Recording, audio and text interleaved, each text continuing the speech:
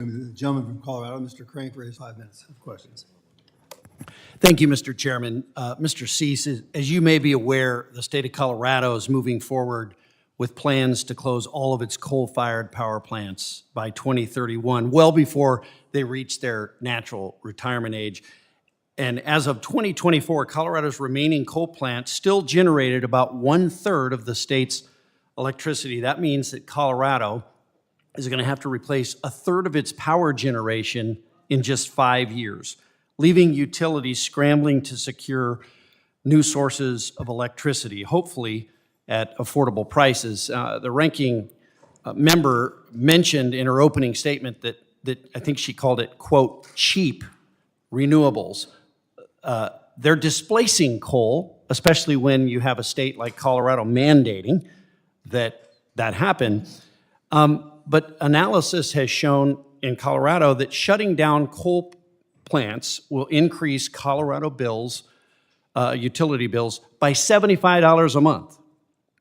Now, when Colorado Springs Utilities, which is a utility company in my city, in my community, when they went out to bid to bring additional renewable capacity online, prices were 60% higher than they expected. So Colorado Springs Utilities pivoted. They had to go to natural gas.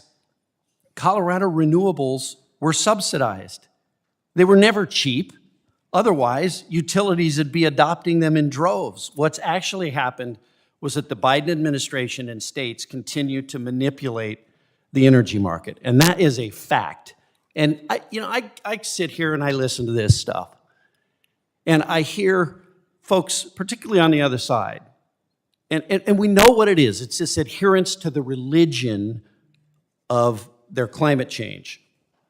But the reality is, there are people in my community that are paying $75 more a month. Now, that may not matter if you live in some big mansion in San Francisco or in some other place, but people in my community live in the real world. $75 a month is a lot.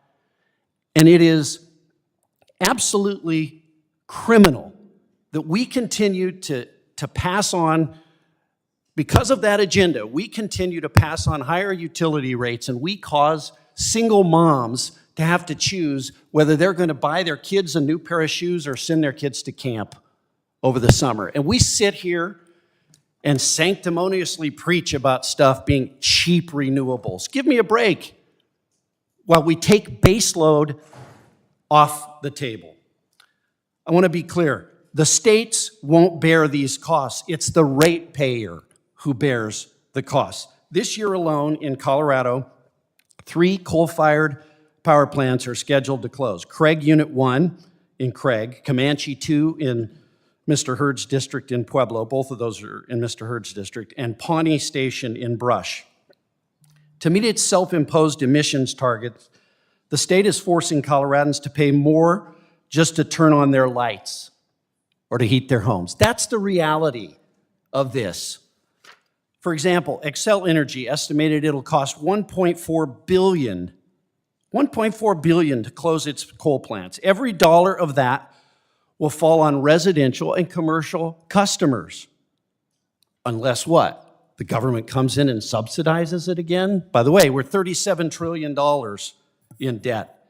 By 2031, this could raise electricity bills by 20 to 50%, up to $75 a month in Colorado. Affordable and reliable energy must remain accessible to everyone, and coal continues to be one of the cheapest and most dependable baseload power sources in our country. Finally, at Ray Nixon power plant that we just went to a trip with the Western Caucus, that's in my district, that provides steady baseload power. Natural gas is available to meet peak demand, and solar serves as an intermittent source. That's what's allowed Colorado Springs Utilities to deliver reliable and affordable power. I guess my one question, Mr. Cease, do you believe coal will continue to play an important role in providing reliable baseload power for our grid? Without a shadow of doubt. Okay. Thank you, Mr. Chairman. I yield back.